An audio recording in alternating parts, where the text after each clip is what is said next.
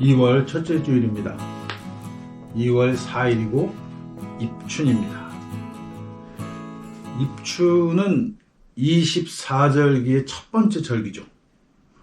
태양이 환경 315도에 드는 때를 이야기하는 거고, 양력에는 2월 4일에서 5일, 3일에서 4일 요 정도 사이가 입춘이에요. 명리학에서는 이 다수설이라고 하는 또 주장이 있는데, 여기서는 입춘부터 새로운 띠가 시작된다 이렇게 이야기하기도 해요. 그러니까 동지를 새해로 보는 견해도 있고 입춘을 새해로 보는 경우도 있고, 그래서 요 시기가 바로 새로운 해가 시작되는 거죠. 그렇게 생각하면은 이제 다음 주가 또 설날이니까 요 어간에 모든 것들이 새롭게 시작되는, 그래서 봄이다. 계절로 따지면 그것을 따뜻해서가 아니라 계절로 봤을 때 그것이 봄의 시작이다 이렇게 봤던 겁니다. 그래서 요 입춘 때는 함경도에서는 명태 순대를 해먹는다고 해요. 그 다음에 이제 궁궐에서는 오신반이라고 해서 5가지 생채인데, 산갓, 승금초, 미나리싹, 무싹, 파, 마늘, 이런 거. 그러니까 이게 맛이 굉장히 강한 새싹을 가지고 음식을 해 먹은 거예요. 왕궁이니까 이렇게 다양한 걸 해 먹을 수 있겠지만, 민간에서는 3가지, 파, 겨자, 당귀. 이거를 새생채라고 부르는데, 이걸 입춘채를 만들어 가지고 사람들이 나눠 먹기도 했습니다. 그런 풍습이 있었어요. 그 다음에 우리가 잘 아는 걸로는 입춘 때는 대문에다가 입춘대길, 건양, 다경 이렇게 쓰죠. 봄이 시작되니 크게 길하고 또 경사스러운 일이 많이 생기기를 기원한다, 이런 뜻으로 대문에 혹은 다른 곳에 써붙여서 봄을 맞이하기도 하는데, 이 외나라 같은 경우에는 건양, 다경이라는 말 대신에 진방화촉, 불조심이라는 것을 많이 써붙이기도 해요. 목적 어물이 많으니까. 그러니까 이게 나라마다 문화에 따라서 조금씩 어떤 글을 써붙이냐가 다른 거죠. 근데 이제 우리 민족에게는 입춘이란 경사스러운 일이 생기는, 새로운 일이 시작되고 희망을 상징하는 날이었다는 거예요. 근데 저는 이 입춘이라는 날, 봄이라는 말을 듣게 되면 항상 머릿속에 떠오르는 구절 하나가, 빼앗긴 들에도 봄은 오는가 하는 말입니다.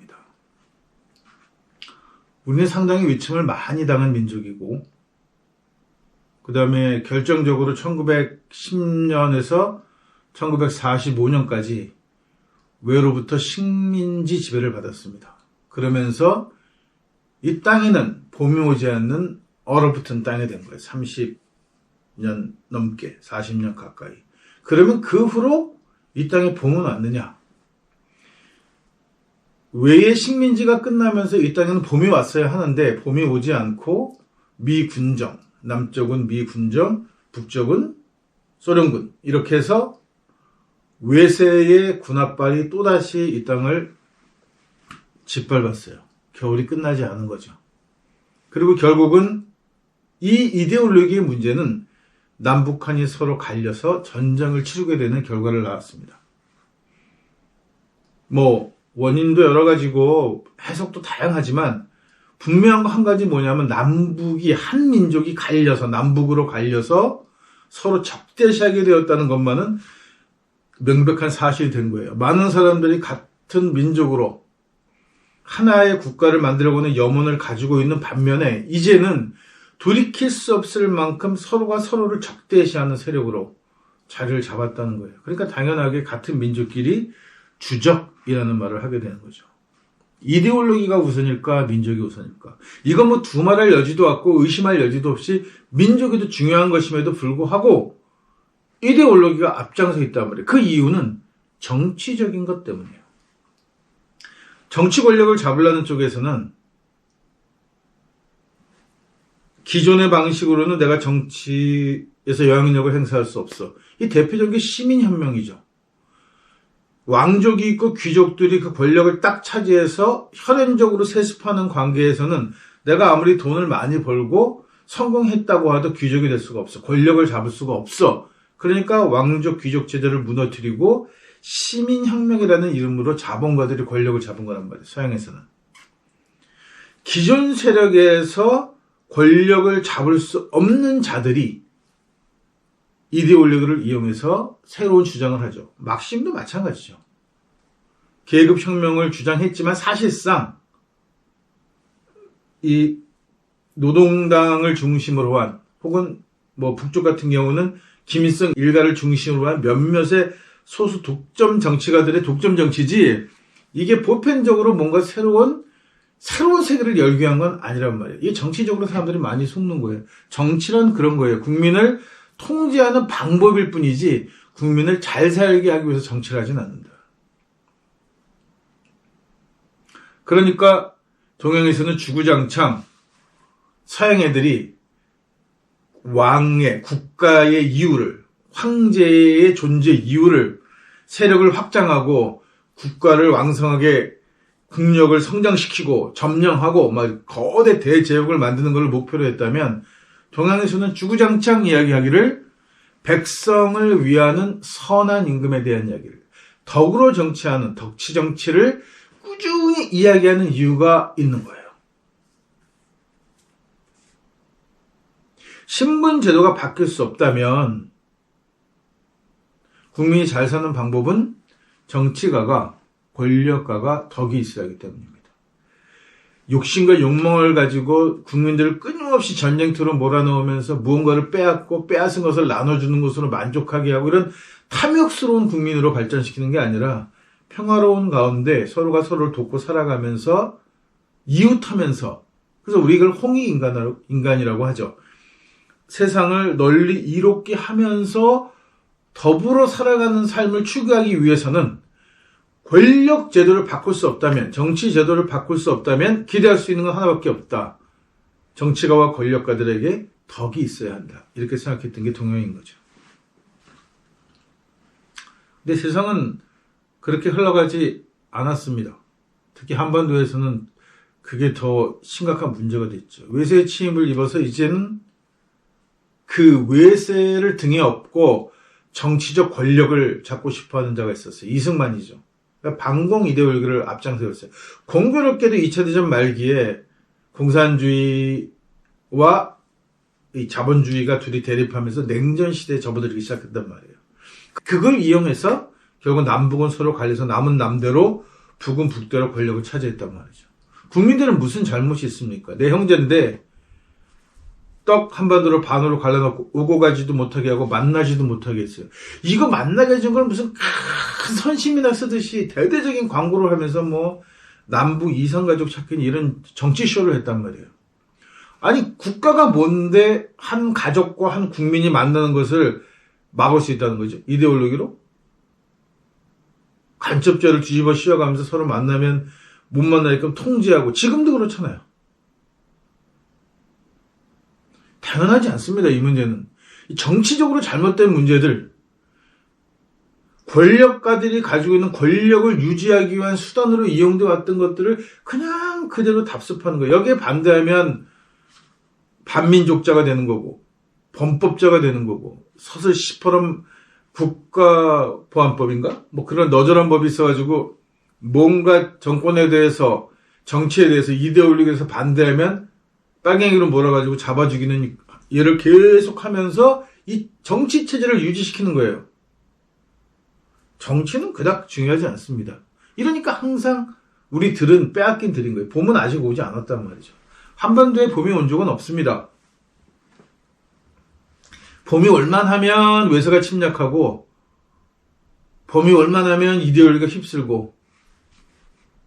언제 봄이었어요, 한반도가? 얼마 전에 참담한 뉴스를 봤어요. 1980년 5월달 광주에서 일어난, 우리가 5.18 광주 민주화운동이라고 부르는 그 사건을 김대중과 북한이 협작으로 만든, 공작으로 만든 일종의 작전이었다. 이거를 뭐 덧보자 신문이지만 신문 기사를 만들어서 그걸 떠들 수 있는 세상이 되었다는 거예요. 이게 가당키나 하겠습니까? 그러니까 당연하게 있을 수 없는 일이죠. 군사 쿠데타라는 거는 가장 비열하고 가장 천박한 방법의 정치 권력이에요. 그것으로 오랜 시간 동안 18년 가까이 독재를 한 자를 아직도 칭송하고 있단 말이에요. 미담을 계속 꾸준히 만들어내면서. 왜? 아직도 그 패거리들, 이승만 때부터 지금까지 그 패거리들이 꾸준히 정치를 해왔기 때문이에요. 거기다가 한국 정치의 가장 큰 비극은 뭐냐면, 그나마 군사 독재 정권을 중심으로 했던 진짜 그 또라이 같은 정치 권력하고, 그래도 민주주의를 주장하고 선한 정치를 하겠다는 세력이 겉으로 보기에는 둘이 나눠져 있었단 말이에요. 물론 그 전에도 이 둘을 오가는 철새 같은 정치인들이 많아서 욕을 먹긴 했지만 아주 소수에 불과하고 그나마 정체성을 유지하고 있었어요. 이 유지했던 정체성을 김영삼이가 대통령을 하겠다는 욕심으로 깨버립니다. 한나라당과 손을 잡으면서 더 이상 한국 정치에는 뭐가 없었느냐 하면 명분이라는 게 존재하지 않는 거예요. 명분은 밥통밖에 없는 거죠. 민주화 운동을 했던, 학생 운동을 했던 대다수가 한나라당을 통해서 한나라당으로 들어갔어요. 그리고 여러 가지 사건을 통해서 얘들이 그동안 민주화 운동을 하고 학생 운동을 했던 그 종자들이 더 처참하고 천박하고 더 야비한 짓을 하는 걸 너무 많이 보는 거예요. 변절자들이죠. 지식인들도 상당수가 변절을 합니다. 왜? 책 팔아먹어야 하니까. 강의 팔아먹어야 하고.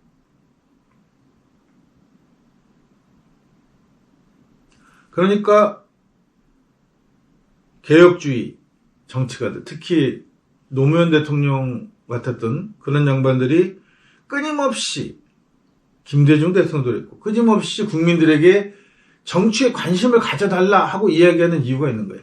정치에 관심을 가져달라는 이유는 뭐냐 하면, 정치에 관심을 갖지 않아요. 진보 개혁의 성향은. 아주 열정적인 사람 몇을 빼고 나머지는 그냥 방관자란 말이죠. 얼마 전 앙케이트 조사에 한국에서 한국 카톨릭이, 천주교가 호감 있는 종교 2위를 차지했어요. 그러면서 과반수 이상의 종교인들은 활동하지 않는다. 그게 뭐냐 하면 그 종교에 좋긴 해. 근데 나는 종교에 굳이 참여하고 싶은 생각은 없어. 이렇게 방관자이면서 그냥 나는 그냥 가톨릭이야. 이런 식이에요. 진보가. 나는 진보적 성향이긴 한데 정치에는 큰 관심 없어. 물러서 있단 말이죠. 이 물러서 이미 뭐를 뜻하냐 하면 책, 뭐 강연, 뭐 무슨 행사 이런 거를 하기가 용이하지 않다는 것. 즉 돈벌이를 하기가 쉽지 않다는 거예요. 그러니까 원래 먹물들은 변자를 밥 먹듯 하는 종자들인데 이 종자들한테 좋은 빌미를 주는 거예요. 보수 쪽으로 붙어야, 태극기 부대 쪽으로 붙어야, 숫골 쪽으로 붙어야 책도 팔리고 강연도 해주고, 또 권력이 그동안 그런 세력들은 주변 관변단체 같은 거를 만들어서 지속적으로 지원을 해줘왔단 말이에요. 그러니까 거긴 돈이 돼.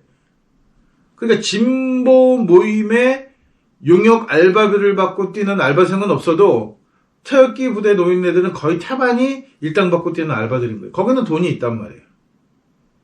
그래서 그렇게 따라다니다 보니까 자기도 모르게 선거 때 거길 찍는 거지. 그게 정치예요. 습관이란 무섭습니다. 내가 매일 나가서 태극기 부대 나가서 빨간색 깃발을 흔들었는데 갑자기 도장 찍을 때 파란색 도장 찍겠어요? 자본가들은 너무 잘하는 거죠. 과거 제국시대 전까지 왕조와 귀족들이 해먹던 그 권력 구조를 그대로 이름만 바꿔서 그대로 자본가들이 그대로 안아서 정치 제도에는 큰 변화 없이 그 정치 제도를 그대로 유지해 오면서 마침 막시즘이라는 사회주의 운동이 일어나면서 거기다 복지라는 개념을 조금씩 섞어가면서, 그것도 복지가 조금 커지면 포퓰리즘이니 뭐 어쩌니 해가면서 계속해서 저지해 가면서 마치 하는 척 하는 거예요. 마치 뭐랑 똑같으냐면 내가 그 기부금은 엄청 많이 냈는데 직원들 월급은 안 주고 폐업하는 거나 똑같은 놈인 거죠. 눈에 보이는 것만 이렇게 하고, 그러니까 뭐 양릉원이나 혹은 독거노인들 예산 삭제하고 거기 가서 겨울에 어떻게 추운데 지내십니까? 이런 개소리를 하는 거란 말이에요. 몰라요. 자기네들 무슨 짓을 하는지. 뇌 없는 애들 양산시키는 거란 말이죠.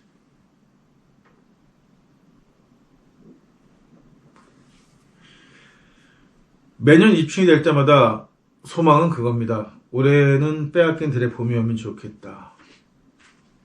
그렇다고 우리 정치 역사에서, 한국사에서 봄날이 아주 없었던 건 아니에요. 아주 잠깐씩 우리가 봄을 맞이했던 적이 있었어요.